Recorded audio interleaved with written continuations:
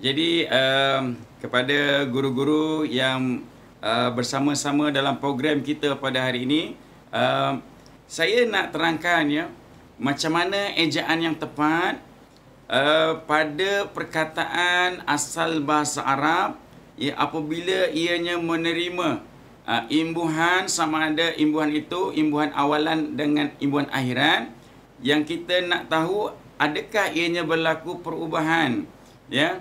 Kalau berlaku perubahan pada ejaan yang macam mana? Kalau anda kata ada, kalau anda kata tidak boleh berubah, yang macam mana pula tidak boleh berubah?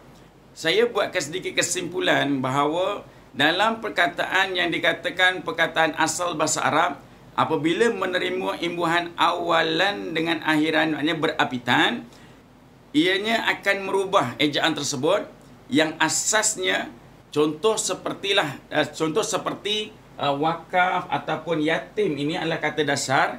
Apabila dia menerima imbuhan awalan dengan akhiran, adakah ianya ini akan berubah ejaannya? Ya. Jadi saya membuatkan satu kesimpulan ataupun satu formula yang mana boleh diguna pakai. Dia begini ya. Saya jadikan contoh, ini adalah misal contoh ya. Baik. Setiap perkataan bahasa Arab pada kata dasarnya bahasa Arab yang bermula dengan kata dasarnya huruf Y dan W. Maknanya perkataan Y ataupun W, yang Y ini padanan untuk huruf Ya, W untuk huruf Waw ya. Sekiranya menerima imbuhan awalan akhiran, sama dengan kita tambahkan alif. Ya, saya nak beritahu, kalaulah sebelum ini ya, pada tahun sebelum tahun 2020, kita lihat pada kamus Dewan Bahasa ya, kamus daftar ejaan Jawi ya, maaf ya, daftar ejaan Jawi baru tu, daftar ejaan, eja mewakafkan, dia eja masih dengan mim waw qaf fa kaf nun. Tetapi sekarang ini dia mengalami sedikit perubahan ya. Yang perubahan itu ditulis di dalam buku Pedoman Umum Ejaan Jawi. Baik, saya tunjukkanlah buku ni ya, supaya guru-guru semua tahu ya di mana rujukan yang saya gunakan. Inilah buku rujukan yang kita gunakan ya, macam mana kita nak tahu ya huruf-huruf perubahan-perubahan yang berlaku. Jadi saya nak buatkan satu contoh lah ya. Okey, contoh yang saya tunjukkan di sini ialah wakaf.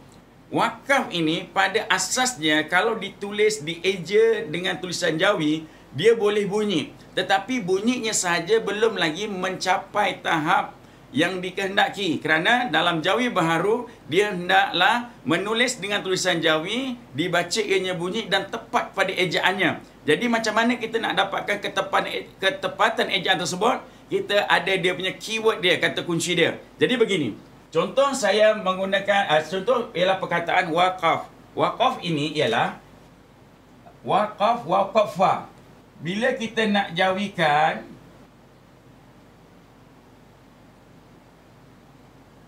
okey, bila kita jawikan, ya, secara automatik mewakafkan ini, dia perlu ada huruf alif di sini. Ya, ini adalah tahun 2021. Maknanya ada perubahan yang berlaku pada ejaan. Kalau kita lihat dalam kamus daftar ejaan Jawi yang lama tu, dia eja mewakafkan masih sama begini. Mim, waw, qaf, fa, nun. Ya. Ini adalah ejaan pada sebelum ini ya. Kalau kita lihat pada tahun 2020 sebelumnya, inilah ejaannya mewakafkan, iaitu tidak ada huruf alif. Cuma apa yang saya nak kongsikan pada hari ini, setiap ejaan yang bermula dengan huruf W padanan untuk huruf Waw, bila dia menerima imbuhan, maka hendaklah ditambahkan dengan huruf alif seperti ini. Okey? Ini adalah perkataan mewakafkan. Sama dengan yatim. Eja yatim, ya tayamim, yatim. Tetapi bila kita tambahkan imbuhan yang berapitan, contohnya ialah keyatiman. Maknanya keyatiman. Keyatiman ini kita akan eja bagaimana? Kita eja begini. Kaf ya timan. Keyatiman. Okey. Ini adalah ejaan tahun 2020. Sedangkan pembaharuan ejaan pada tahun ini ialah ini adalah tahun 2000 ya, tahun 2000. Yang ini tahun 2021. Yang membezakan ialah huruf alif, ya, yang membezakan ialah huruf alif. Itu saya katakan tadi, di dalam perkataan asal Arab yang bermula dengan W dan juga Y, yang mana huruf ya dengan huruf waw ini bila menerima imbuhan automatik dia ada huruf alif, ya, huruf alif. Okey, baik. Kalau perkataan lain boleh ke? Contoh saya buatkan, contohnya ialah kefahaman. Perkataan ialah faham.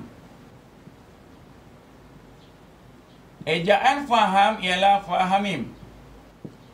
Faham. Faham adalah perkataan bahasa Arab. Tetapi kalau anda kata dia menerima imbuhan awalan atau akhiran berapitan, adakah kefahaman ini perlu diubah ejaannya kepada kafa alif? Ya, kita tengok. Kefahaman. Kafahaman. Ataupun kafahaman.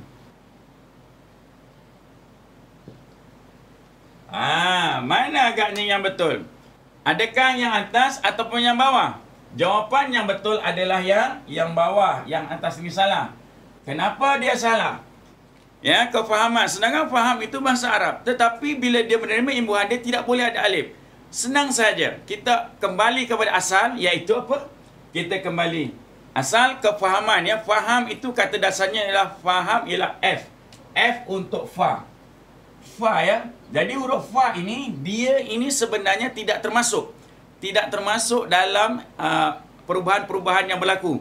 Jadi, kalau tak ada, kalau F dia memang tak termasuk, yang termasuk hanya W dengan Y je, makna kata kesimpulannya hanya huruf W dengan Y sahaja yang boleh menerima perubahan dengan huruf alifnya ditambah. Yang lain tak boleh, ya, yang lain tak boleh. Baik. Ini yang pertama, ya. Nanti yang seterusnya kita akan lihat pula. Adakah kata dasar yang bahasa Arab yang menerima imbuhan boleh ada huruf ya? Nanti kita tengok seterusnya. Ya, ada ke tidak? Ya, jawapannya ada. Tapi yang macam mana? Apa dia keyword dia? Ada tak formulanya? Tunggu dan kita terus tunggu. InsyaAllah saya akan kongsikan seterusnya. Okey, guru-guru sekalian, kita rehat sebentar untuk kita teruskan pada yang seterusnya.